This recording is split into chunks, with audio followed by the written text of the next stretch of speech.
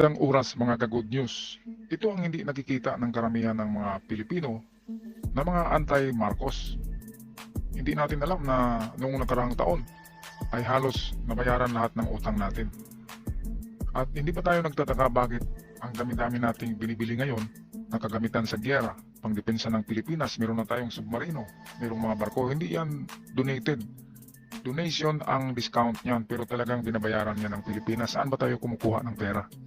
Yung dami-dami nating utang, di ba? Ito na yata ang tinatawag ng dating FM na Marcos Gold na tinatalaga niya para sa sambayan ng Pilipinas, para muling babangon at muling sisikat ang Pilipinas. Narito ang ulat, atin panoorin sa bidyong ito. Halos nabayaran na ng gobyerno ang utang na dapat bayaran ng bansa ngayong taon. Ayon sa Bureau of Treasury, 1.55 trillion pesos ang program debt simula January hanggang October. Mula sa halagang yan, 95% na ang settled.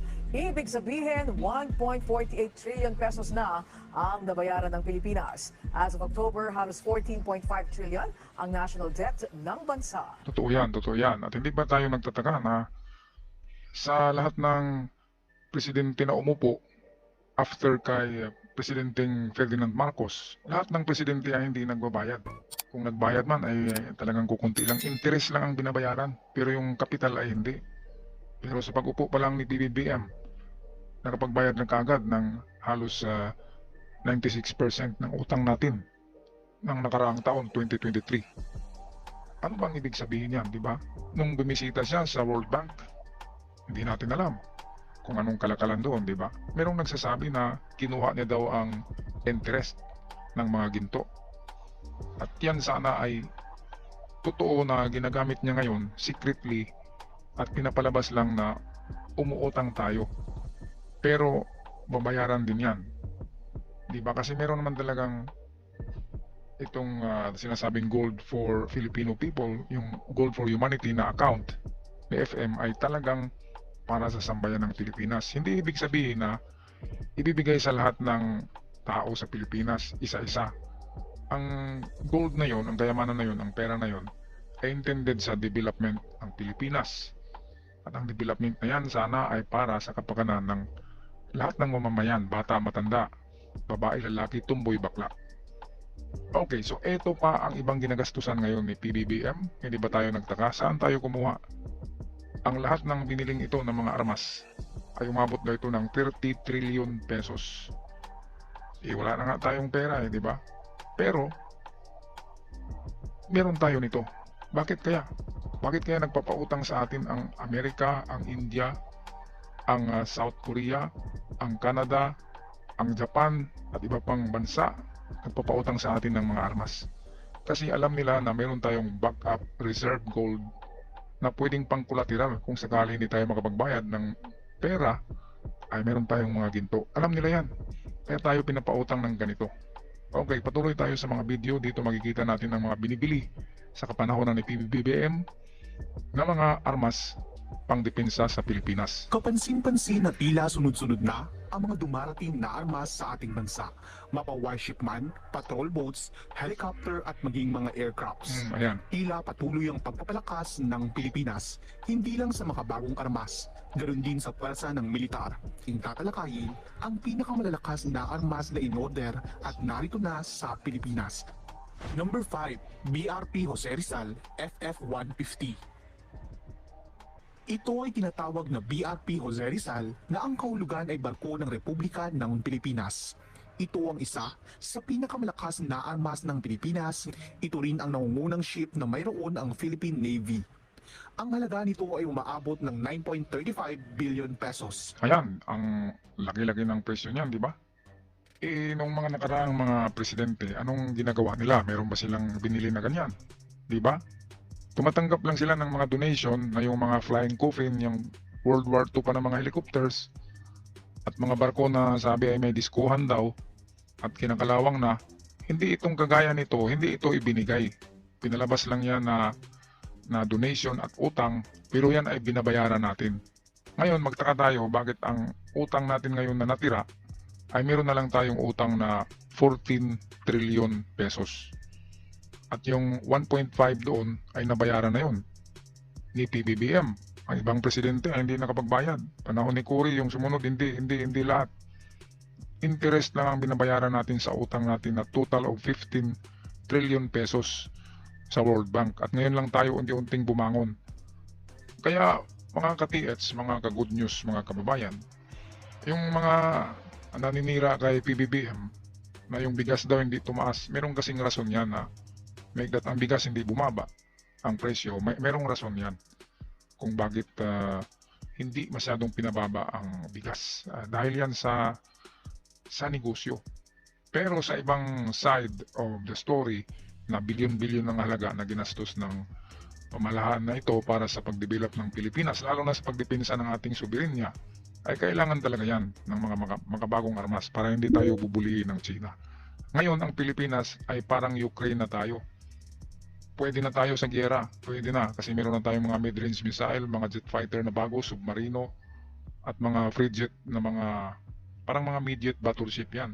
Mga maliliit pero state of the art.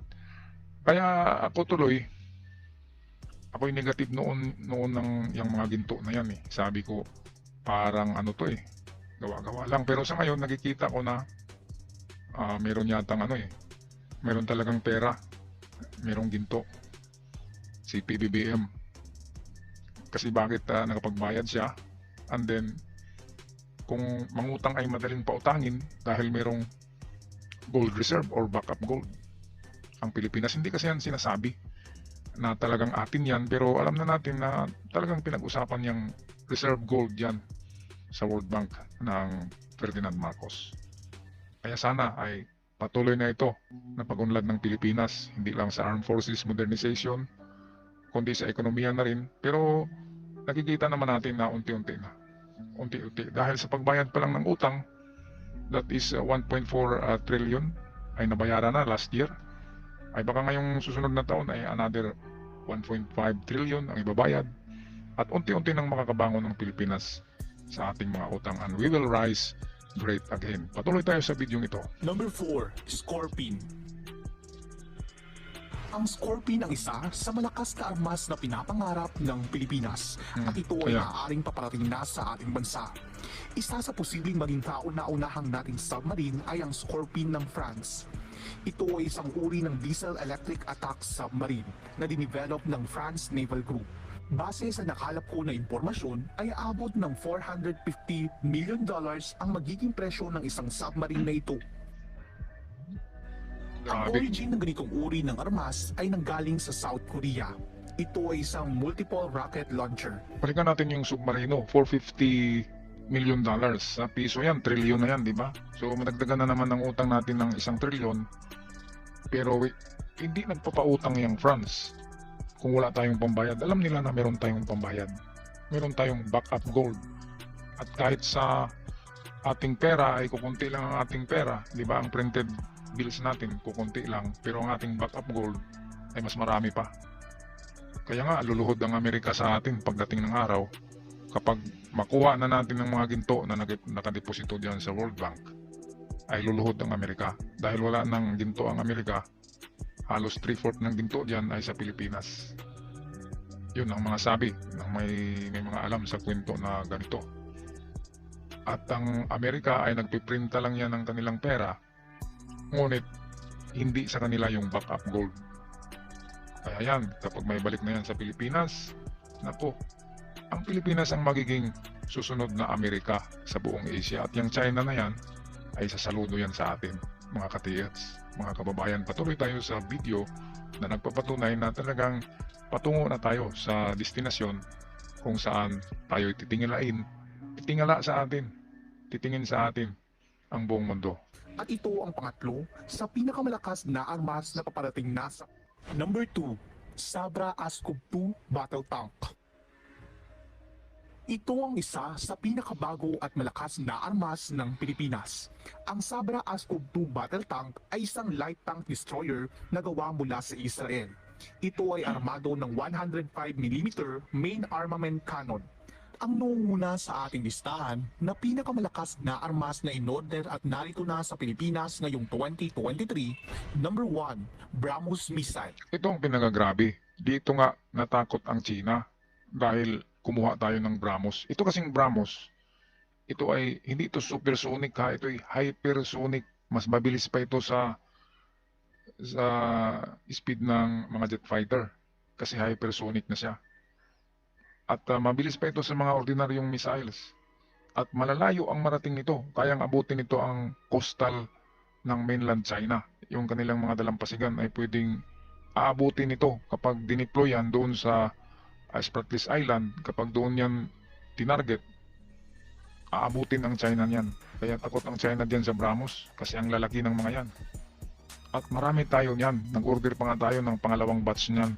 Ngayon, bakit tayo binibintahan ng India? Kasi negosyo yan. Ang BrahMos ay gawa yan sa partnership ng India at Russia. Ang technology na yan ay Russia and India. Magkaibigan kasi yan, ang India at Russia. At ngayon, bininta sa Pilipinas, hindi yan binigay bininta yan. Saan tayo kumuha ng pera? Hindi ba? Pero kay PBBM ay madali lang.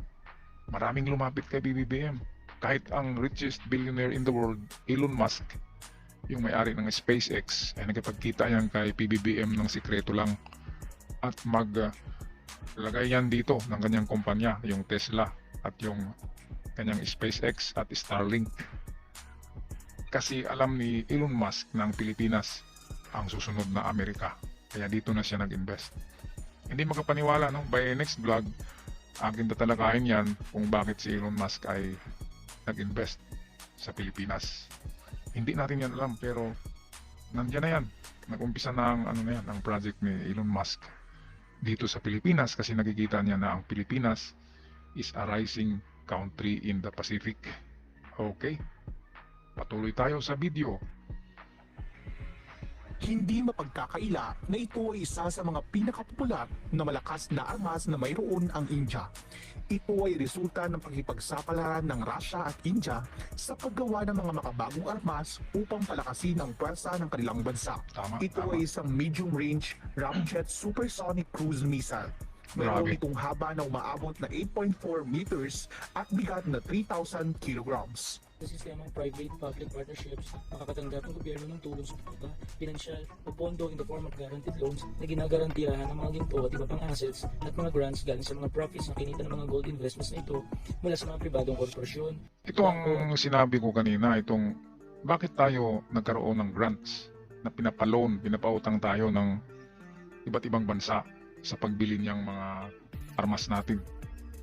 Bakit binigyan tayo ng loan, ng grant ng loan dahil sa itong sinabi dito. Itong ginagarantiyahan ng mga ginto at iba pang asset at mga grants galing sa profits na kinita sa mga gold investment. Yung ginto kasi noon sinasabi na ilan ba yun na tons kasi ang dami-dami. Sabihin natin 7,000 metric tons lang na ginto natin sa World Bank. Yun kasi hindi na yung 7,000 ngayon kasi bininta na nila Marcos yan. Ang mga ginto sa sa Canada o Switzerland. Bininta nila din yung profits, yung pera ay diniposito din nila sa mga bangko. Kaya yun may mga tubo na yun ngayon. Kaya sa mga tubo pa lamang ng mga investment na yun dahil sa ginto ng Marcos Gold ay ito na yung ginagamit ngayon natin secretly. Hindi naman pwedeng sasabihin ni BBM na nabuksan ko na ang gold for humanity at ibibili natin ng armas. Hindi ganyan kabubo si PBBM. Dinadaan niya yan sa mga loan, sa mga utang, pero alam niya na babayaran niya yan in partnership with the Philippine money. Yung pera natin sa pamahalaan ay dadagdagan niya yan, kasi interest lang kahit interest lang ng mga gold investment noon ng kanyang ama, kahit interest lang ang igagastos niya at hindi yung pinakabuo, ay pwede nang makakatulong talaga sa ating bansa. Patuloy tayo. Foreign banks and institutions.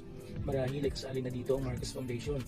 Na sinabi ni Pangulong Marcos noon na kanyang itinalaga upang tulungan ang sambayan ng Pilipino pagdating ng taktang panahon. Habang linalatag ang mga plano at minamarkahan ang ating mga dapat marating sa mga susunod na buwan, wala akong kaduda-duda na magagawa lahat ito. Maliwanag sa atin, walang kakulangan sa galing ng Pilipino. Nakakatiyak pati ako na walang Ganda. sa ating mga pangarap para sa bayan. Ganda ng mga sinabi na ito ni PBBM. Maganda. Nakapagbigay ng ng inspirasyon para sa mga young generation na Filipinos. Tutunan natin ang yaman na mapapangon sa atin. Maraming salamat sa inyong walang sawang pagsuporta. Okay, maraming salamat din sa inyo, PBBM. Sana ay magpatuloy ang mga